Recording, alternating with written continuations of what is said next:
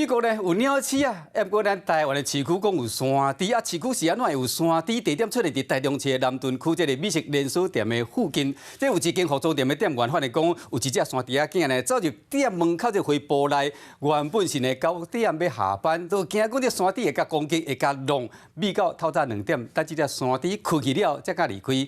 过两天透早，农业局派人掠山猪，山猪生惊了呢，四界撞，佮把去弄到大楼的玻璃，将附近的人拢惊到。山猪为花园内底跳出来，看起来真凶狂。伊弄到停伫咧路边的轿车了后，佮转弯冲过大路，尾仔撞起人行道，一路冲啊真凶。他嘴巴流血了。山猪的脚敢有受伤，伊走去这栋大楼头前，一直用伊头去弄玻璃。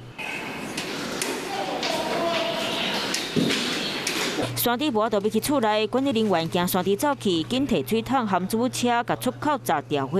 现场的人拢捡这只山猪惊一条，因为这是台中南屯区连锁美食卖场附近的道路市区，街都有山猪伫咧乌白床，民众拢感觉真喊。我还第一次看到室内会有站出来，很扯。我第一次看到山猪跑到这里的。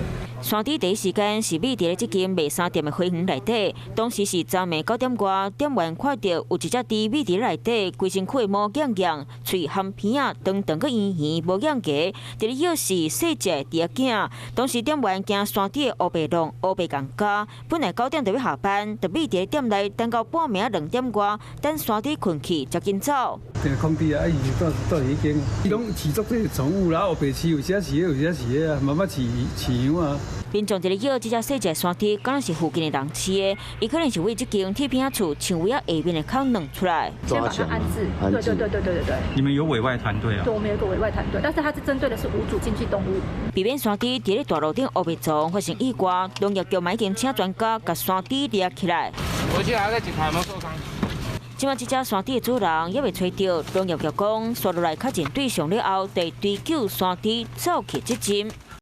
Hello， 大家好，我是乃瑜，要教给大家2个任务。第一个，华视新闻的脸书专页，你按赞了吗？